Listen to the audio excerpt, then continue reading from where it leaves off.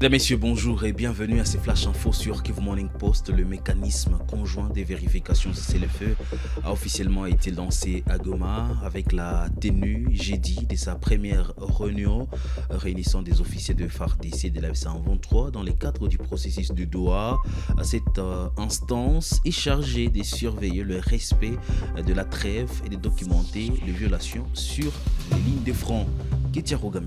Une première réunion du mécanisme conjoint de vérification du cessez-le-feu a eu lieu jeudi 16 juillet 2026 dans la ville de Goma, chef-lieu de la province du Nord Kivu. Cette réunion a réuni les experts officiers de FARDC désignés par le gouvernement de Kinshasa et ceux de l'AFC123. Ces derniers ont été reçus par le commandant de l'EJVM+, à Goma, ville sous contrôle de l'AFC123. Selon le protocole d'accord signé dans le cadre du processus de Doha, le mécanisme de vérification devra inclure 3 officiers de l'armée congolaise et 3 autres de l'AFC123 qui vont participer au mécanisme de surveillance du cessez-le-feu en monitorant toute violation sur les lignes de front. Parmi les officiers de FARDC qui sont à Goma figurent un colonel et 2 majors qui ont foulé le sol de la ville de Goma plus d'une année et demie après la prise de la ville par le mouvement politico-militaire de l'Alliance Fleuve Congo. Il s'agit d'une avancée majeure dans le cadre de la matérialisation de protocoles d'accord signés à Doha dans l'objectif de désamorcer la crise à l'est de la RDC. Les autorités onusiennes en RDC ont facilité le déplacement de ces officiers de FARDC à Goma. Le secrétaire permanent de l'AFC123 Benjamin Bonipa et le vice-gouverneur du Nord Kivu chargé de finances Shadrach Amani Bahati ont animé un meeting populaire jeudi 16 juillet à Kiwanja dans les territoires de Rutshuru. Les organisateurs ont présenté cette rencontre comme un cadre de dialogue entre les autorités et la population. À cette occasion, Shadrach Amani a affirmé que le mouvement entend mettre fin aux violences attribuées aux ADF dans les zones qu'il dit vouloir contrôler.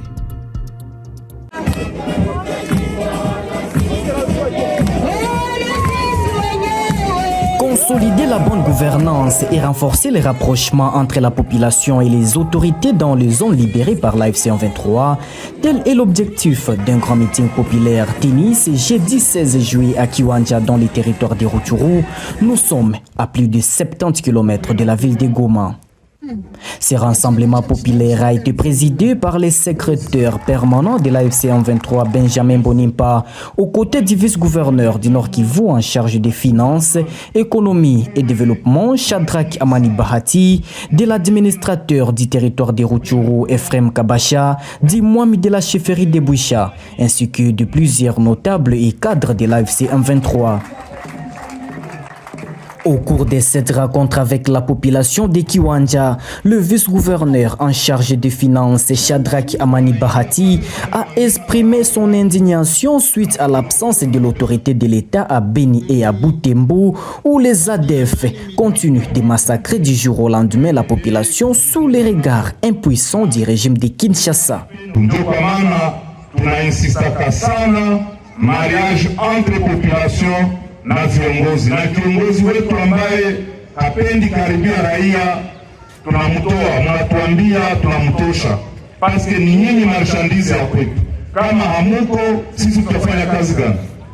FDLR ni Wanyarwanda na wanapaswa rudia kwao, wanatuacha ndani ya amani. Hatuwezi kubali tukuwe wa esclave mu nchi yetu. Watu wenye tulipokea ndani ya nchi yetu waanze sisi kutumikisha kama wasclave na kutua, tuwezi kubali. Ni kama vile ADF ndio groupe armé mbili étranger ndani ya Kongo, wanamaliza population yetu kule Beni, lakini sisi tukafika kule le même jour ili massacre itaisha.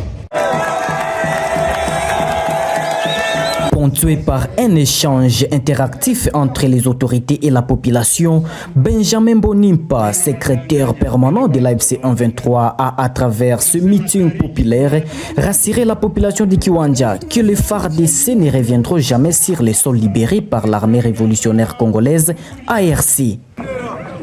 Sasa ni kuambia kama mtulizane hapa Kiwanja, hamuta tena ona ile FARDC hapa, hapana. kwani kwa njia ya risasi imeshindikana, itakuwa kwa njia ya mazungumzo, na tuliwaambia huko Swiss, Montreux, wao wanasema restauration ya autorité de l'État, wakuje. Wanapenda nini? Wanapenda polisi yao ikuje hapa, ANR yao ikuje hapa, FRDC yao ikuje hapa, na warudie kumadwana. Tuliwaambia kwa zile zote hamutalambula hata.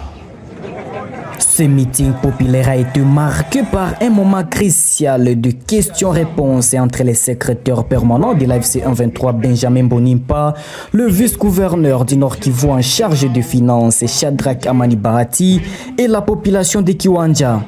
Une étape visant à renforcer et à cimenter d'ailleurs la collaboration entre les autorités et la population. L'arrivée à Kiwanja de cette délégation s'inscrit dans une suite d'une mission d'itinérance entamée depuis plusieurs jours à l'intérieur de la province du Nord Kivu.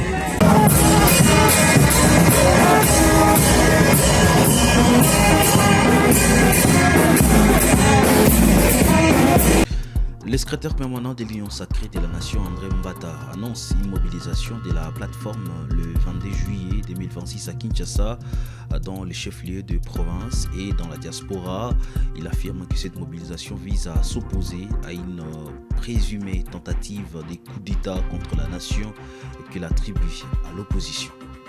Chers amis, nous venons aujourd'hui, en cette soirée, de tenir une importante réunion du Présidium de l'Union sacrée de la Nation. À l'issue de cette réunion, les membres présents du Présidium de l'Union sacrée de la Nation, cet organe qui est l'organe politique au sommet de la plateforme présidentielle, ont résolu que le mercredi 22 juillet 2026, nous serons là pour manifester contre le coup d'État contre la nation qui est en train d'être perpétré par certains individus alliés du Rwanda des AFC M23. C'est-à-dire, le 22 juillet 2026, que personne ne s'y trompe, nous serons là pour soutenir les institutions de la République établies conformément à la Constitution. Nous n'allons pas tolérer un seul dérapage de ceux qui peuvent essayer une tentative, en fait, un coup d'État constitutionnel, l'alinéa 2e de l'article 64. Certains s'appellent même C64, mais ils n'en connaissent pas le contenu. Toute tentative de renversement des régimes constitutionnels est une infraction punissable par la loi. Et les amis qui avaient prévu la même chose, ils entrent pratiquement dans ce cadre-là de tentative de renversement du régime constitutionnellement établi. Et nous sommes en train de dire ici à la nation tout entière que dans les provinces, dans les chefs-lieux de province, ici à Kinshasa, nous n'allons tolérer aucun coup d'État contre la Constitution, aucun coup d'État contre la nation. Et vous savez, au terme de l'article 5, la souveraineté nationale appartient au peuple. Tout pouvoir émane du peuple. Ceux-là qui se disent démocrates, qui veulent même empêcher le peuple d'exercer son droit sacré d'exercice de la souveraineté, doivent comprendre que ce jour-là, nous ne tolérerons aucun dérapage. Ils peuvent crier, monter sur les montagnes, ils peuvent monter sur les tables. Aucune fraction, aucune coalition, aucune confession religieuse, soit-elle, ne peut donc priver le peuple de son droit. Et tous, nous allons continuer à défendre nos forces armées, soutenir son Excellence Félix Antoine Tshisekedi Tshilombo, président de la République, haute autorité politique de l'Union sacrée de la Nation. Et l'article 69, qu'il prétend de la Constitution, qu'il prétend connaître, est clair. Le président de la République, il représente la nation. Il est le symbole de l'unité nationale. Nous n'allons pas laisser certains individus attenter à la vie du président de la République, comme il propose de le faire en coalition avec le AFCM 23 et en coalition avec le Rwanda. Et nos compatriotes de l'Est, ils l'ont démontré, même pendant la qualification de notre équipe nationale, les Léopards, que nous restons une nation unie. Personne ne s'est battu pour la souveraineté nationale. plus que Félix-Antoine Tshisekedi Tshilombo. Il n'y aura pas de balkanisation. La balkanisation, c'est dans leur tête, c'est dans la tête de leurs alliés de FCM 23, c'est dans la tête de Kagame qui veut garder sous sa coupe la partie est de notre pays. Ça n'arrivera pas avec son excellence Félix-Antoine Tshisekedi Tshilombo. Eh bien, nous clôturons en disant, soyons du bon côté de l'histoire. Le bon côté de l'histoire, on l'a toujours dit, c'est avec l'Union sacrée de la nation. Le bon côté de l'histoire, c'est avec Félix-Antoine Tshisekedi Tshilombo. Le 22 juillet 2026, nous serons tous là pour le manifester et dans la ville et dans les chefs-lieux des provinces.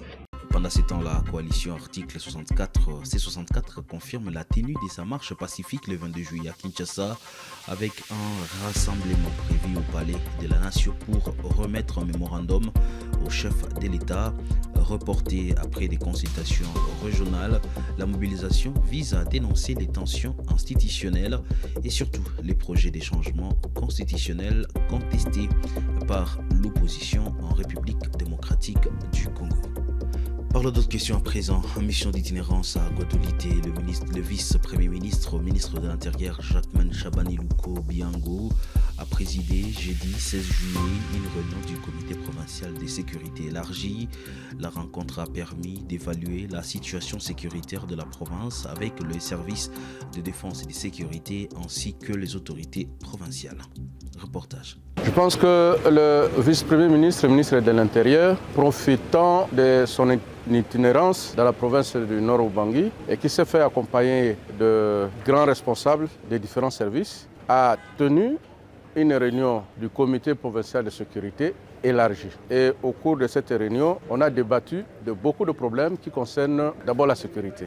La sécurité, vous savez que la province du Nord-Ubangi, c'est une province qui est frontalière à un pays, la République centrafricaine, et partage plus de 620 km de frontières avec cette République, avec ce pays. Et donc il se pose beaucoup de problèmes d'ordre sécuritaire. On en a débattu au cours de cette réunion. Il y a des recommandations qui ont été faites. Mais au-delà de ce problème de frontières, de la sécurisation de frontières, nous avons également parlé de présence de ce que nous appelons les éleveurs Mbororo, qui sont dans notre province et qui créent beaucoup de problèmes à nos populations. Nous avons essayé également d'en débattre, mais au-delà de ce problème également, nous avons parlé de tout ce qui est problème sur le plan social, où parfois, pas parfois, où on connaît des retards de paiement, pratiquement au niveau de tous les services, santé, enseignement, fonction publique, mais aussi les militaires. Tout ça, on en a débattu. Et je pense que le vice-premier ministre, le ministre de l'Intérieur, qui est un des membres du gouvernement central, pourra porter notre voix et tout ce qu'il a entendu au niveau du gouvernement central pour que celui-ci puisse trouver tant soit peu de solutions à tout ce que nous avons, à tout ce dont on a parlé au sein de cette réunion. Et c'est la fin de ces Flash Info, mesdames, messieurs, sur Kivu Morning Post. Merci à vous d'avoir suivi.